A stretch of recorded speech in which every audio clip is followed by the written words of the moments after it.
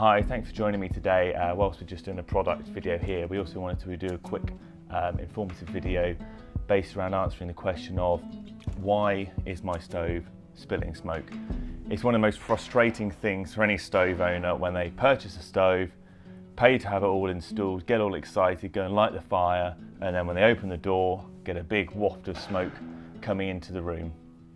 Often, the first thing to blame is the stove itself, because that's obviously what you can see here, and that's what's producing the smoke. But in pretty much every single case, it's not the stove at fault, it's the actual chimney, because the chimney is what makes the stove work. The chimney draws the smoke up and out, but you find if you're getting smoke pouring back into the room, it's generally because the chimney hasn't got the draw on it. In many cases, it's because the chimney itself is cold, mainly to begin with, and especially on a twin wall chimney system. So if you've got not a brick chimney, but have the stainless steel twin wall flue going out through a roof or a wall, it's very cold. It's not the same as a brick chimney, and if it's very short as well, the two combined are the perfect conditions for smoke to come back down through the stove. Effectively what happens is the cold air in the chimney is sinking down, because obviously hot air rises, cold air sinks. So the air that's outside that's really cold in the chimney is just sitting down, it's just pretty much pushing down the chimney and forcing it down. So when you light a fire in here and you've got the smoke being produced from the fire, the negative pressure is greater than what the smoke is coming up, so it's just forcing it back down out into the room. So it's not the stove that's fault, but in cases where you've got eco-designed stoves and stoves which especially have twin baffles, they're designed to pretty much keep as much heat in the fire as possible, because more heat in the chamber creates a cleaner burn. However, that can restrict the draw and do require a chimney to have a good solid draw on them.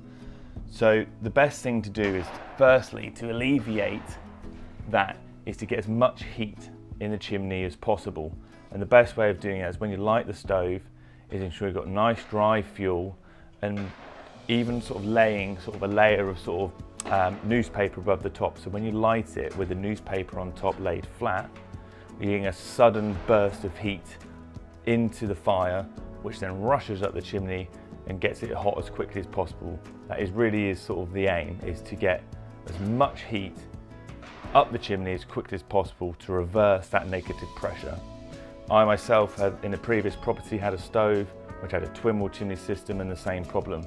And you go down on sort of a cold, foggy day when you want to use the stove the most, and you just know that if you don't use the correct technique, the smoke's just going to come back down until all of a sudden you'll pretty much hear it in the flue go tick sometimes, and then that's the pressure reversed, and then the chimney will work fine. But you've got to get to that point as quickly as possible, and the main thing is getting heat up the chimney. As I said, you can use a little layer of newspaper above it, little balls of scrunched up paper, anything to get as much heat into the chimney as possible. The more drastic approach, if that isn't working, is even the case of getting a small little blowtorch. It sounds drastic, but sometimes there's nothing else that can be done, and holding up inside the stove, up just where the baffle is, so holding it up there, getting as much heat up that first initial stage of the chimney as possible, to give it the best chance of doing that. And then when you get it going, it'll be burned nice and hot, nice and quickly, and then you'll find that the smoke then doesn't come back into the room as soon as the chimney's warmed up as quickly as possible.